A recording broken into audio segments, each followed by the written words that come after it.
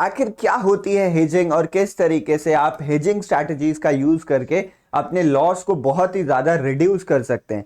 Stock market में एक tension free trades को ले सकते हैं जिसमें आपका लॉस या फिर लिमिटेड या फिर आपके कंट्रोल में रहने वाला है। इस वीडियो में हम ऐसी ही जबरदस्त हेडिंग स्ट्रैटेजीज के बारे में बात करने वाले हैं जो यहाँ पर सारे चीजों को कवर करती है। हेजिंग बहुत टाइप्स की होती है। हेजिंग स्ट्रैटेजी अलग अलग ट्रेडर्स के लिए अलग अलग टाइप से यूज की जाती है।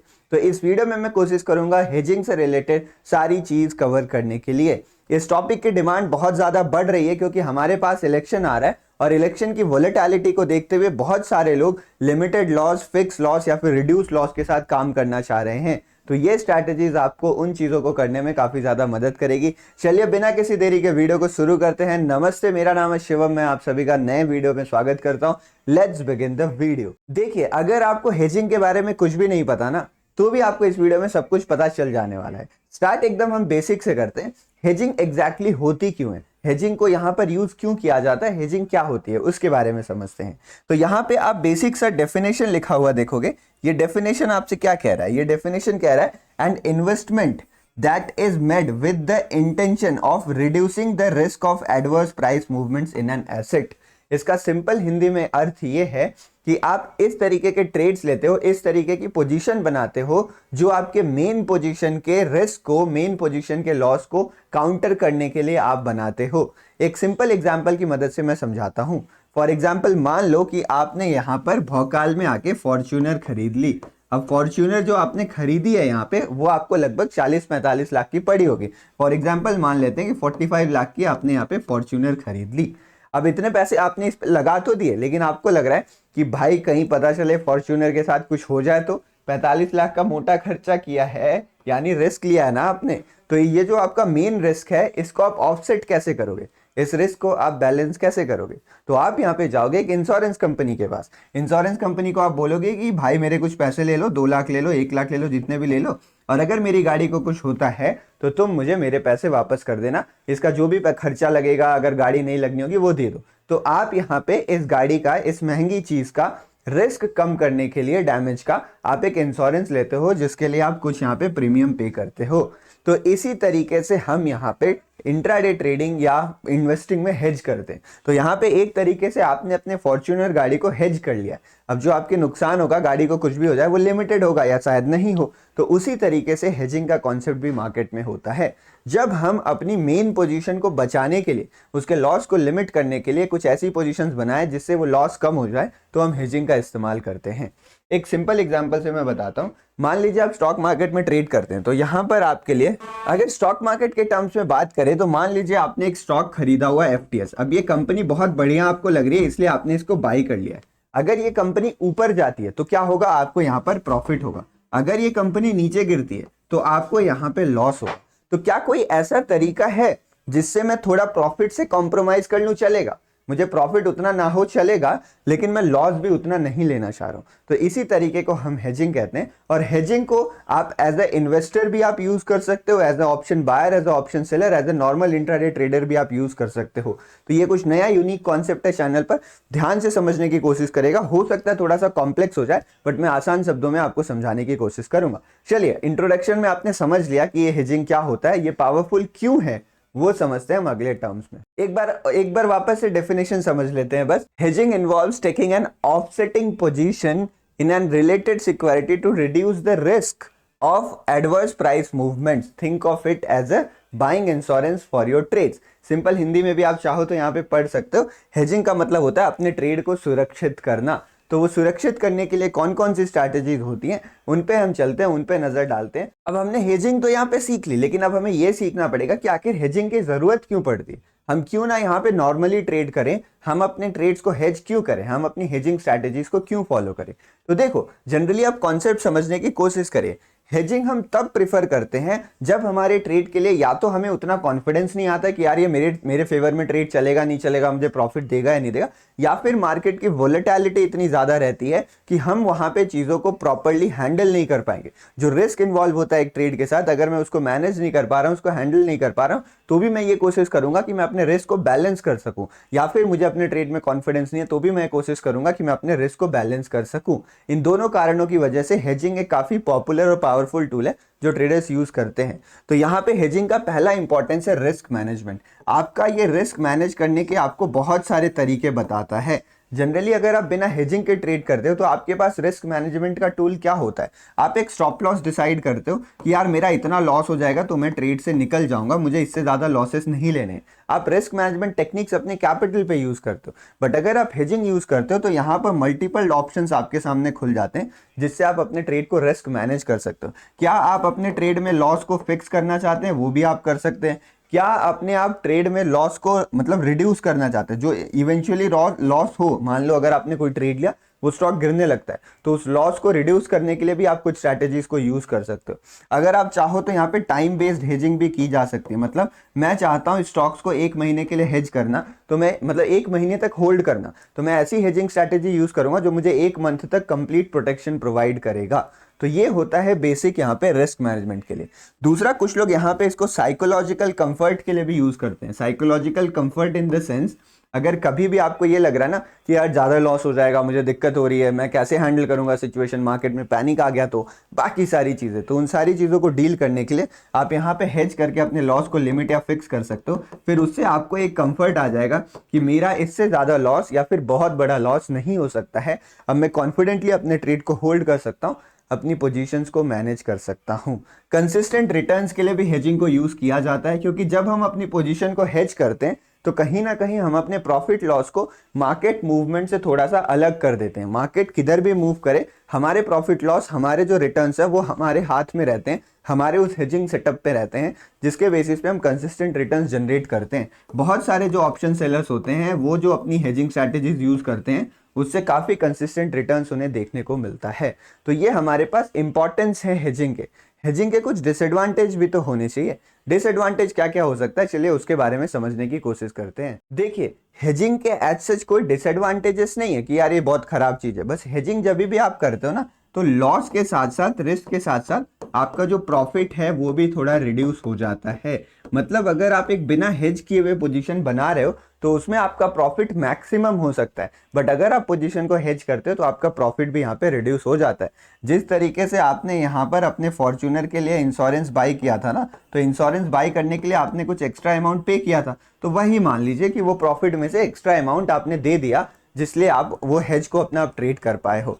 तो पहला तो ये होता है कि आपके प्रॉफिट थोड़े से रिड्यूस हो जाते हैं। और कई सिचुएशन में ऐसा होता है कि आपको एक्स्ट्रा कैपिटल की भी जरूरत पड़ती है, जिससे आप हेज को यहाँ पे बाई कर सको या सेल कर सको। हेज भी तो एक नॉर्मल पोजीशन की तरह होता है ना, तो उस पोजीशन को बनाने के लिए भी एक्स्ट्रा कैपिटल लग सकता है। तो it sometimes increases the cost of the trade, it reduces profit by a little bit, margin depends upon the setup, profit भी थोड़ा रिड्यूस होता है। तो ये सब चीजें हम तभी यूज करते हैं ना जब हमारा कॉन्फिडेंस लो रहे, जब मार्केट में वोलेटिलिटी ज्यादा रहे। अगर हमें कॉन्फिडेंस हाई है या मार्केट की वोलेटिलिटी रिस्क हम मैनेज कर सकते हैं तो हम नेकेड पोजीशन भी ले सकते हैं। नेकेड पोजीशन को आप मान लो हाई रिस्क हाई रिटर्न वाली स्ट्रैटेजी है, अगर आप हेज करते हो तो ये लो रिस्क लो रिटर्न वाली स्ट्रैटेजी है। कंसिस्टेंट रिटर्न जनरेट कर सकते हैं। हाई रिस्क हाई रेशियोज, जो हाई रिस्क रिवॉर्ड रेशियोज वाली स्ट्रैटेजीज होती हैं, उनमें रिजल्ट कंसिस्टेंट नहीं रहता, उनमें अनकंसिस्टेंट रिजल्ट्स मिलते हैं। बट अगर आप उनको भी करते हो या इस सेटअप को फॉलो करते हो, दोनों से ही रिजल्ट जनरेट किए जा सकते हैं। आगे बढ़ने से पहले मैंने ये चीज क्लियर करनी जरूरी समझी। चलिए अब बढ़ते हैं आगे। लेकिन आगे बढ़ने से पहले एक बहुत ही जरूरी चीज, आप में से बहुत सारे लोग हैं ना जो मेरी सारी वीडियोस देखते हैं, लाइव स्ट्रीम भी ज्वाइन करते हैं। लगभग यहाँ पे यूट्यूब डेटा के हिसाब से 82% लोग हैं जो सब काम करते हैं, लेकिन फिर भी उन्होंने यहाँ पे चैनल को सब्सक्राइब नहीं किया हुआ है। वो यहाँ पे बिना सब्सक्राइब किए हुए चैनल से निकल जाते हैं। तो अगर आप भी उन्हीं में से एक है तो सब्सक्राइब कर लीजिए, आगे जो भी नॉलेजेबल वीडियोस मिलेंगी वो आपको सबसे पहले देखने को मिलेंगी। तो आप चैनल सब्सक्राइब जरूर कर सकते हैं। इसके साथ साथ आप प्लीज़ टेलीग्राम चैनल ज्वाइन कर लीजिएगा, डिस्क्रिप्शन में उसका लिंक दिया हुआ है। टेलीग्राम ज्वाइन करने से मैं आपको लाइव मार्केट में इन्हीं स्ट्रैटेजी और सेटअप्स का सपोर्ट प्रोवाइड कर पाता हूँ, क्योंकि ये ऑफलाइन हम सीख रहे हैं उसको लाइव मार्केट्स में भी सीखना बेहद ज़रूरी होता है। कंप्लीटली फ्री है, सेफ है, अगर आप उसको ज्वाइन कर लेते हो तो बाकी स्कैमर्स वाले टेलीग्राम से भी आप बच जाओगे। तो ये दोनों काम कर लीजिए। आगे बढ़ते हैं, अपने नॉलेज को कंटिन्यू रखते हैं। तो फाइनली हम आ चुके हैं जहां पे हम अपनी हेजिंग स्ट्रैटेजीज को डिस्कस करने वाले हैं। मैं एक एक करके तीनों चीजों के लिए हेजिंग की स्ट्रैटेजीज को डिस्कस करूंगा। अगर आप इन्वेस्टिंग कर रहे हैं, ऑप्शन बाइंग कर रहे हैं, ऑप्शन सेलिंग कर रहे हैं, सबके लिए हम हेजिंग स्ट्रैटेजीज को डिस्कस करेंगे। एक एक करके शुरू करते हैं, फिर हम आएंगे कि किस तरीके से आप अपनी पोजीशंस को हेज कर सकते हो। सबसे पहले स्टार्ट करते हैं इन्वेस्टिंग से। अब मान लीजिए कि यहाँ पर मैंने रिलायंस को बाई किया हुआ है। यहाँ पे मैंने रिलायंस को बाई किया हुआ है। तो हेजिंग का मेन मतलब क्या होता है कि जो भी मैंने अपनी एक पोजीशन बनाई है ना, मैं उसके ऑपोजिट साइड में एक पोजीशन बनाऊं। मतलब ये मान लो मेरी मेन पोजीशन है, this is my main position. तो जो मैं अपना हेजिंग वाली पोजीशन बनाऊंगा वो मैं किस तरीके से बताऊंगा, तो मैं आपको पहले अल्टीमेट नॉलेज बता रहा हूँ, फिर हम एक एक स्ट्रैटेजीज पे जाएंगे। मान लीजिए मेन पोजीशन के डायरेक्शन जो है वो अपसाइड है, तो आपको अपनी हेजिंग पोजीशन इस तरीके से बनानी है ना कि उसका जो डायरेक्शन हो वो मेन पोजीशन के ऑपोजिट हो। मतलब अगर मेन पोजीशन आपको प्रॉफिट कमा के देती है तो जो आपकी हेजिंग वाली पोजीशन है ना वो थोड़े लॉस में जाएगी, लेकिन उतने लॉस में नहीं जाएगी जितना आपका मेन पोजीशन आपको प्रॉफिट देगा। और अगर मेन पोजीशन में लॉसेस दिखते हैं आपको, तो ये जो हेजिंग वाली है वो आपको थोड़ी प्रॉफिट्स देगी। उतना प्रॉफिट नहीं देगी जितना आपको इसमें लॉस हो रहा है, बट स्टिल ये प्रॉफिट देगी। मतलब हम हेजिंग पोजीशन को इस हिसाब से लेते हैं ताकि हम दोनों पोजीशन को काउंटर कर सकें, ऑफसेट कर सकें और अपने रिस्क को बैलेंस कर सकें। यहाँ पे जब लॉस हो रहा है तो यहाँ पे हल्का प्रॉफिट हो रहा है, आपका रिस्क यहाँ पे बैलेंस हो गया। यहाँ पे जब प्रॉफिट हो रहा है तो इधर आपको हल्का लॉस देखने मिल रहा है, यहाँ पर भी जो आपका रिस्क है वो बैलेंस हो गया। तो ये अल्टीमेट होता है, मतलब यूनिवर्सल कॉन्सेप्ट हेजिंग का यही है। अब आप इसको किसी भी तरीके से अप्लाई कर सकते हो, बस जरूरत है आपको अपने दिमाग लगाने की। तो मान लीजिए मैंने यहाँ पे रिलायंस बाई किया, अब मैं इसको कैसे हेज कर सकता हूँ। ये तो मेरी यहाँ पे मेन पोजीशन हो गई, इसको हेज करने के क्या क्या तरीके हैं, तो मैं आपको कुछ तरीके बताता हूँ, उसको समझने की कोशिश करेगा। पहला और यहाँ पे सबसे सिंपल तरीका होता है ना कि आप यहाँ पे पुट ऑप्शन बाई कर लीजिए। आप जब पुट ऑप्शन बाई करोगे तो क्या होगा, देखो पुट ऑप्शन जो होगा प्रीमियम, वो कुछ आपको प्रीमियम देना पड़ेगा, बट वो प्रीमियम कम रहेगा, वो प्रीमियम कम अमाउंट में रहेगा। मान लो यहाँ पे आपने 1 लाख का स्टॉक बाई किया तो आप यहाँ पे 10,000 का प्रीमियम बाई कर लोगे। तो जैसे ही आप पुट का प्रीमियम बाई करोगे क्या होगा, अगर आपका जो मेन पोजीशन है ऊपर की तरफ जाता है, मतलब मान लीजिए रिलायंस ऊपर की तरफ बढ़ता है तो पुट के दाम गिरेंगे, यानी आपकी पोजीशन ऑफसेट हो रही है। और अगर बाई चांस रिलायंस गिरने लगता है ना तो पुट के दाम बढ़ने लगेंगे, तो उस कंडीशन में जो आपके लॉसेस हैं वो यहाँ पे बैलेंस हो जाएंगे। तो अगर आप किसी भी स्टॉक को इन्वेस्टिंग पर्पज से बाई करते हो तो आप उसके पुट ऑप्शंस को बाई कर सकते हो।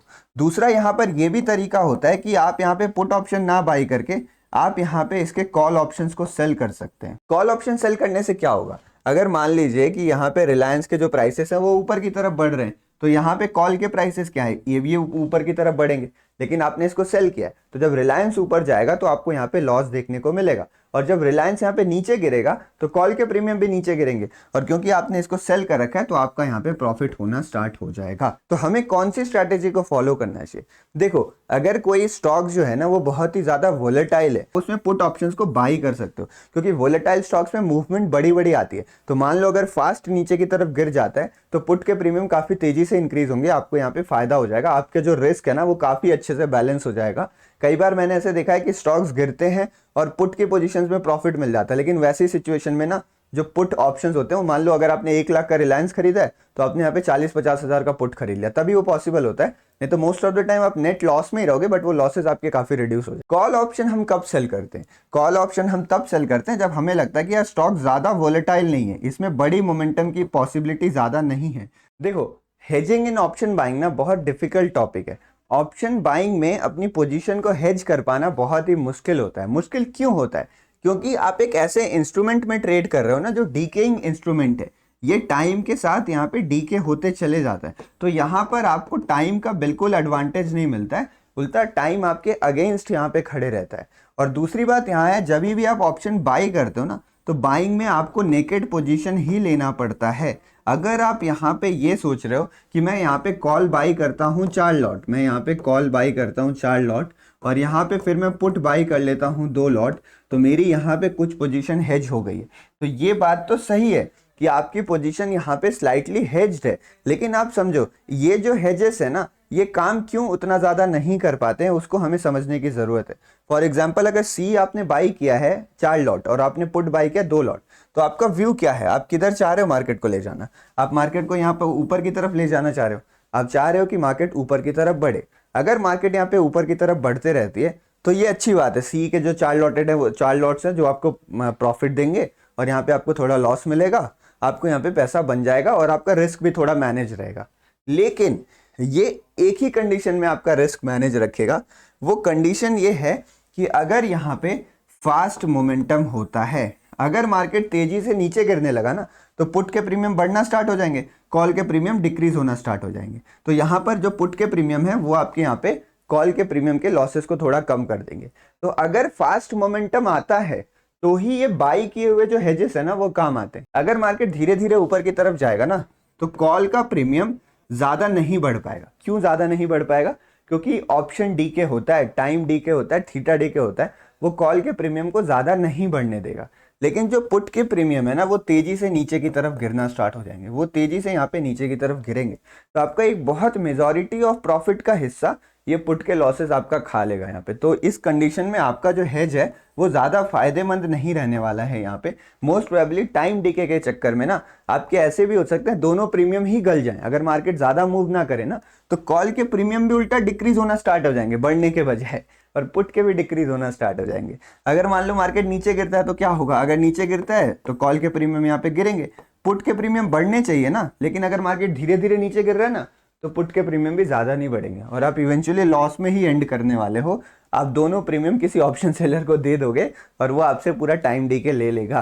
तो टाइम हमारे अगेंस्ट होता है, इसीलिए ऑप्शन बाइंग में एज सच कोई प्रॉपर हेजिंग स्ट्रैटेजीज यहाँ पे नहीं बन पाती है। और ट्रेडर अगर आप प्रॉपर हेजिंग करना चाहते हैं ना तो आपको मार्केट के डेटा पॉइंट्स की अंडरस्टैंडिंग होनी चाहिए कि मार्केट में ओआई चेन कैसे आप रीड करते हो, कैसे डेटा यहाँ पे मार्केट का चेंज होता है, किस तरीके से आप put call ratios, max pain और बाकी सारे डेटा पॉइंट्स जो आपको फ्री में अवेलेबल रहते हैं उनसे आप मार्केट को डिकोड कर सकते हैं, क्योंकि वो हमें अपनी हेजिंग के पोजीशन को बनाने में काफी ज्यादा मदद करते हैं।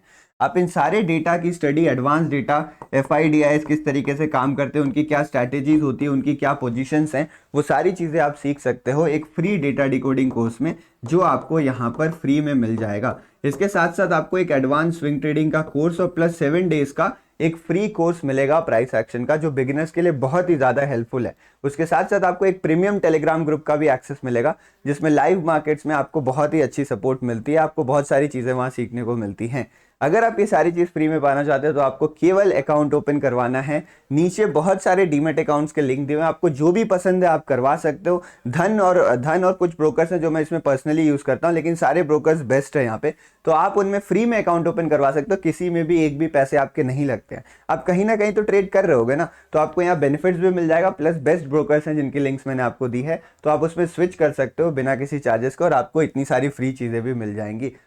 तो ऑप्शन बाइंग में हेज करने का क्या तरीका है? ऑप्शन बाइंग में हेज करने का एक ही तरीका है और वो है स्टॉप लॉसेस लगाइए। मतलब यहाँ पे आप प्रिकॉशंस रख सकते हो, यहाँ पर आपको अपनी नेकेड पोजीशन को ही मैनेज करना पड़ेगा विथ प्रॉपर प्रिकॉशंस। हेजिंग करने का फायदा नहीं मिलता क्योंकि टाइम हमारे अगेंस्ट रहता है। तो इसके ऊपर मैंने बहुत वीडियोस ऑलरेडी बना रखी हैं कि कैसे आपको अपना रिस्क मैनेज करना है। आपको यहाँ पे अपने स्टॉप लॉसेस लगाने हैं, आपको यहाँ पे कैपिटल मैनेजमेंट अच्छे से करना है, आप ज़्यादा कैपिटल से ऑप्शन बाइंग ना करें। आप इसके साथ साथ यहाँ पर इन चीज़ों का ध्यान रख सकते हैं कि मैं आईटीएम के प्रीमियम में ज़्यादा ट्रेड करूँ, जीरो हीरो ना करूँ, ओवर ट्रेडिंग, मतलब यहाँ पे बात फिर सारी आ जाती है आपके डिसिप्लिन और रिस्क मैनेजमेंट में। वही यहाँ पर एकमात्र हेजिंग का तरीका है। तो ऑप्शन बाइंग में बहुत लोग बोलते हैं हेज किया जा सकता है, हेज किया जा सकता है, बट वो स्ट्रैटेजी उतनी फ्रूटफुल नहीं होती। उससे ज़्यादा फायदा आप ऐसे कर सकते हो कि अगर ऑप्शन बाइंग कर ही रहे हो तो विद प्रॉपर डिसिप्लिन करिए, नहीं तो ऑप्शन बाइंग आप अवॉइड करिए, दूसरे इंस्ट्रूमेंट्स में ट्रेड करना प्रेफर करिए। अब बात करते हैं आगे ऑप्शन सेलिंग के बारे में। I think option buying clear हो गया। कोई भी डाउट्स रहता है कमेंट सेक्शन आपके लिए खुला गया। वीडियो खराब लगा डिसलाइक करिए, कमेंट सेक्शन में बोलिए क्यों खराब लगा। डिसलाइक करके चले जाओ, कोई फायदा नहीं है, मैं इंप्रूव नहीं कर पाऊंगा। अगर आप बोलोगे तो मैं इंप्रूव कर लूँ। कमेंट सेक्शन उसी लिए होता है for positive discussions and feedback, झगड़ा करने के लिए नहीं होता है। तो झगड़ा करने का क्या ही फायदा, फीडबैक दो ना। आप अगर फीडबैक नहीं फॉलो करते तो झगड़ा करना। चलिए ऑप्शन सेलिंग में कैसे हेज कर सकते हैं उसके बारे में थोड़ा सा डिस्कशन करते हैं। अब देखो ऑप्शन सेलिंग में दो तरीके की ऑप्शन सेलिंग होती है। एक होती है नेकेड ऑप्शन सेलिंग, ये होता है ऑप्शन बाइंग की तरह ही, और दूसरा होती है जिसमें हम कोई भी दिमाग लगाते हैं, कोई भी स्ट्रैटेजी लगाते हैं तो वो पोजीशन हमारी ऑटोमेटिकली हेज्ड होती है। नेकेड ऑप्शन सेलिंग क्या होती है? अगर मार्केट ऊपर, आपको लग रहा है मार्केट ऊपर की तरफ जाएगा, यहाँ पे आपने पुट सेल कर दिया, आपने खाली पुट सेल कर दिया, आपकी एक ही पोजीशन ओपन है, इसको नेकेड कहते हैं। अगर आपको लग रहा है मार्केट गिरेगा, आपने यहाँ पे कॉल सेल कर दिया, ये भी नेकेड पोजीशन है। तो इसको हेज पोजीशन नहीं बोला जा सकता है। यहाँ पे जो टाइम है वो आपके फेवर में है लेकिन पोजीशन आपकी हेज्ड नहीं है। लेकिन इसके सिवा जो भी ऑप्शन में स्ट्रैटेजीज होती हैं, यहाँ पे स्ट्रैडल हो गई, स्ट्रैंगल हो गई, उसमें सारी आपकी जो पोजीशन है वो हेज्ड होती है। अब देखो जब भी आप स्ट्रैडल या स्ट्रैंगल वाली पोजीशन बनाते हो ना, तो उसमें आपकी जो पोजीशन है वो कंप्लीटली हेज्ड नहीं होती है। अगर आप एक स्ट्रैंगल पोजीशन की बात कर रहे हो, स्ट्रैंगल मतलब मान लीजिए आपको लग रहा है कि मार्केट इसी रेंज में रहेगा, तो आपने क्या किया, ऊपर मान लीजिए 2000 का आपने कॉल सेल कर दिया और नीचे आपने 1900 का पुट सेल कर दिया। फॉर एग्जाम्पल आपको ऐसा लग रहा है कि मार्केट इसी के अंदर रहेगा, तो इस पोजीशन में क्या होगा, अगर मार्केट इसके अंदर रहता है तो आपका प्रॉफिट होगा, मतलब अगर आप सही होते हो तो आपका यहाँ पे प्रॉफिट होगा। बट अगर मार्केट इसके रेंज से बाहर जाने लगता है ना, तो आपके यहाँ पे लॉसेस जो हैं वो स्टार्ट हो जाएंगे। तो स्ट्रैडल और स्ट्रैंगल स्ट्रैटेजीज पहली नज़र में ऐसी लगती है ना कि वो हेज्ड स्ट्रैटेजीज हैं, बट इनमें भी जो हमारे लॉसेस हैं ना वो अनलिमिटेड होते हैं। तो स्ट्रैडल स्ट्रैंगल स्ट्रैटेजीज में अनलिमिटेड लॉसेस होते हैं। वो भी एक तरीके से पोजीशन हेज होती है टू अ सर्टेन एक्सटेंट, कि चलो इतना मूवमेंट आएगा तो मैंने अपनी पोजीशन हेज कर रखी है, मेरे को प्रभाव नहीं पड़ेगा, कोई डिफरेंस नहीं आएगा। बट उसके बाद आपका हेज टूटने लगता है, जब आपकी हेज की वॉल्स ब्रेक होती हैं आपके लॉसेस स्टार्ट हो जाते हैं। तो इसीलिए जो ऑप्शन सेलिंग में हेज की पोजीशन होती है वो इस तरीके से बनाई जाती हैं कि वहां पे आपके लॉस को फिक्स किया जाए। तो लॉस फिक्स करने वाली जो स्ट्रैटेजीज होती हैं उनको एक्चुअली हम हेज स्ट्रैटेजीज कहते हैं। तो इसमें अगर आप देखोगे जो आयरन कॉन्डोर है, आयरन बटरफ्लाई है, वो सारी यहाँ पे हेज स्ट्रैटेजीज होती है। रेशियो स्प्रेड्स होते हैं यहाँ पर, वो हमारे पास हेज स्ट्रैटेजीज होती हैं। इसके सिवा अगर आप डायरेक्शनल ट्रेड लेना चाह रहे हो, जैसे जो मैंने आपको बताया ना, वो मोस्टली नॉन डायरेक्शनल होती हैं कि आपको लग रहा है मार्केट रुका हुआ कहीं पे, तो आपने उन स्ट्रैटेजीज को हेज कर लिया। अगर आपको डायरेक्शनल पोजीशंस बनानी है ना, तो उसको भी आप यहाँ पे हेज कर सकते हो। एक एग्जांपल से मैं समझाता हूँ, इसको हम क्रेडिट और डेबिट स्प्रेड्स के नाम से जानते हैं। तो रेशियो एंड स्प्रेड्स जो होते हैं ना, वो भी एक हेज स्ट्रैटेजीज होती हैं। अगर आप ऑप्शन सेलिंग में भी नए हो, आपको ये चीज़ें समझ में नहीं आ रही ना, तो आप चैनल सब्सक्राइब कर दो, मैं आपको धीरे धीरे सारी चीज़ें बता दूंगा। आगे आने वाली वीडियोस में सब चीज क्लियर हो जाएगा यहाँ पे। तो देखो यहाँ पे जो हमारे पास ये वाली जो स्ट्रैटेजी होती है जिनके बारे में मैं बात कर रहा हूँ, वो किस प्रकार से होती है। मान लो लग रहा है आपको मार्केट ऊपर की तरफ जाएगा, आपको लग रहा है मार्केट अपसाइड मूव कर सकते, तो आप यहाँ पे क्या करो, अगर आपको लग रहा है मार्केट ऊपर जाएगा तो आप पुट सेल कर दीजिए। आप यहाँ पे पुट सेल कर दीजिए। अब पुट सेल करने के साथ साथ ना आप यहाँ पे कुछ पुट बाई भी कर लीजिए। आप यहाँ पे कुछ पुट बाई कर लीजिए। जब आप पुट सेल करोगे तो आपको प्रीमियम मिलेगा, और जब पुट बाई करोगे तो आप प्रीमियम दोगे। तो फॉर एग्जांपल मैंने थोड़ा महंगा पुट बेचा है, मेरे को यहाँ पे 400 रुपए का प्रीमियम मिला है, और जो मैंने पुट खरीदा है वो केवल मैंने यहाँ पे 200 रुपए का खरीदा है। तो यहाँ पर अब ये पोजीशन मेरी हेज हो गई है। अब ये पोजीशन जो है वो मेरी हेज हो गई है। एक सर्टेन अमाउंट से ज़्यादा लॉस मुझे इस पोजीशन में नहीं हो सकता है, और अगर मार्केट मेरे फेवर में जाएगा, मूव करेगा, तो एक सर्टेन अमाउंट ऑफ प्रॉफिट मुझे मिल सकता है यहाँ पर। तो इस टाइप को हम यहाँ पे स्प्रेड्स कहते हैं। क्रेडिट डेबिट दोनों प्रकार के स्प्रेड होते हैं। उसी तरीके से मल्टीपल टाइप ऑफ रेशियोज भी होते हैं। तो अगर आप डीप में जाना चाहते हो तो उन स्ट्रैटेजीज को आप एक्सप्लोर कर सकते हो। तो मोस्टली जो ऑप्शन सेलिंग होती है वो यहाँ पे हेज्ड ही होती है। जो कुछ होती है वो कम हेज्ड होती है, जैसे नेकेड पोजीशंस बोल दो, नेकेड स्ट्रैडल स्ट्रैंगल्स बोल दो, और कुछ हेज स्ट्रैडल स्ट्रैंगल्स भी होते हैं। तो फाइनली बहुत मेहनत से एक वीडियो बनती है। एक वीडियो बनाने के लिए स्लाइड्स प्रिपेयर करना, प्लानिंग करना, एडिट करना, थंबनेल बनाना, अपलोड करना, पूरा एक दिन निकल जाता है। अगर आपको कुछ समझ में आया तो बस इस वीडियो का जो मतलब था वो पूरा हो गया। यहाँ पे लाइक सब्सक्राइब जरूर करेगा, टेलीग्राम ज्वाइन करना बिल्कुल मत भूलिएगा यहाँ पर। आई होप ऐसी ही किसी एक ऐसी नॉलेजेबल वीडियोज़ में आगे भी हम मिलेंगे।